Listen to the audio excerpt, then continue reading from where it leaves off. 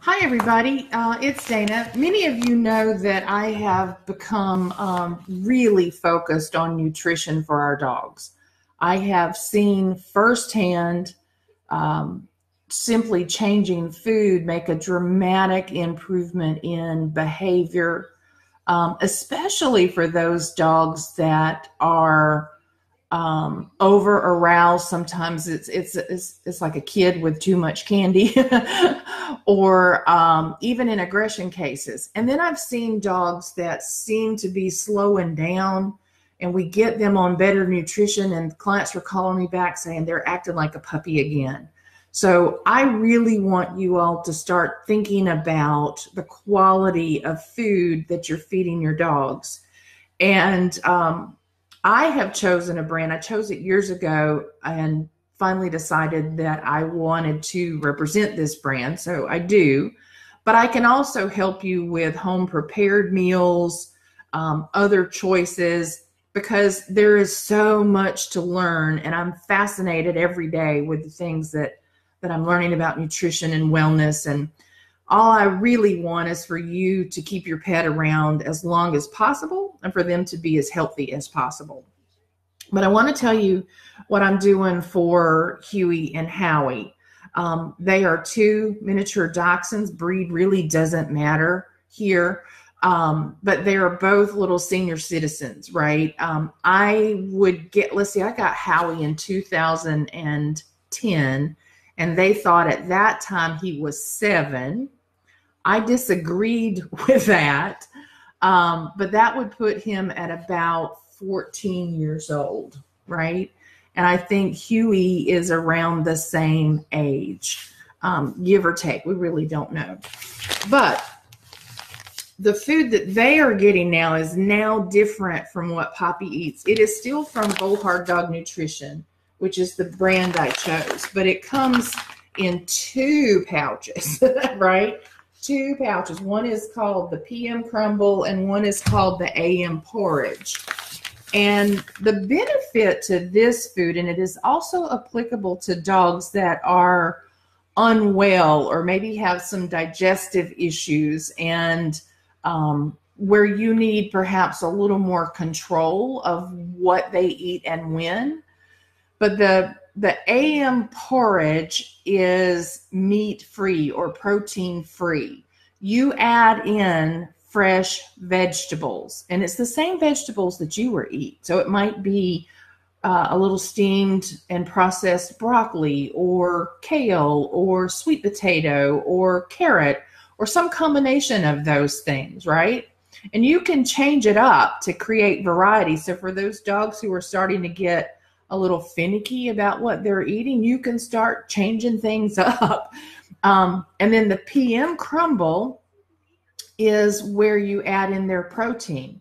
So the benefit of this, adding protein at one meal but not the other, is a benefit to the kidneys and the digestive system. I mean, it doesn't have to do as much work to process protein twice a day. It only has to do it once a day. And you could flip this around, which is what I'm doing for the weenie dogs. They're actually getting the PM crumble in the morning because they're a lot more active during the day. So I want them to have that protein source to get them their activities through the day. And then at nighttime, when we're slowing down and settling down and getting ready for rest, moving them into their vegetable mix, right? So it comes in these bags. They're 2 separate bags of mix that includes everything you need but the meat and some fresh veggies. It's got all the vitamins and minerals and digestive enzymes and all that in it.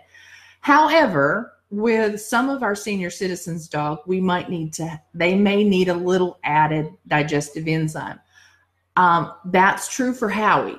I haven't seen that to be true yet for Huey. But Howie's got a couple of little issues. Again, he's nearly 14 years old. And so I am supplementing him with some added digestive enzymes. But you look at these bags and you go, oh my God, that's a crazy amount of food. For the weenie dogs, they literally each get 1 tablespoon of this mix at each meal, right? So they get 1 tablespoon of the PM porridge at that meal and 1 tablespoon of the AM porridge. I'm sorry, PM crumble and AM porridge. They get 1 tablespoon. Huey might get 1.5 because he's a little heavier than Howie. But again, I'm starting to help finesse their diet and support their systems in a different way. They have been on NDF2 for a few years now. Poppy has been on NDF2 for her entire life, and she's doing awesome. It's a great food, folks, and a lot of people go, I can't afford it. I can't afford to feed it. Let's talk about that. Call me. Let's schedule a consultation. Let's just Q&A. If you don't want to deep dive into a consult, let's Q&A. But it is actually more affordable than you think. I now no longer have to use flea and tick medications. We're just not getting fleas and ticks, right? We're not seeing them because the body is healthy. There are products in the food that are natural deterrents. My dogs don't get baths very often. In fact, I can't tell you the last time they had a bath because they don't smell. They're not greasy feeling, and they're doing super well. So I love this food, and I want you to think about it. I want you to think about moving your dog forward away from kibble. I'm going to talk to you a lot more about this on this page as we go, but we're losing in our country, or maybe in the world, about 1.6 out of 2 dogs to cancer every single year. That's a lot, y'all. It used to be we were concerned about 50%, right? We were losing 1 out of 2, and that number is going up. And we know in the nutrition world that it is a significantly contributing factor to all of the sugar and carbohydrates that are in traditional kibble. We also know that it is in pesticides and things that we are putting in our yard.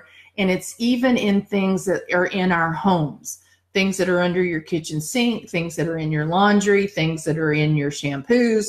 And this applies to you too. This is not unique to our pets, though I know many of us start to focus on our pet wellness before we focus on our own. And I think in part that's because we see them aging so much faster than we do.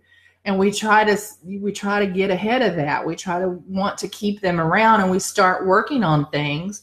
But unfortunately, many of us begin working on those things after we've got a problem, after we see a diagnosis that is alarming.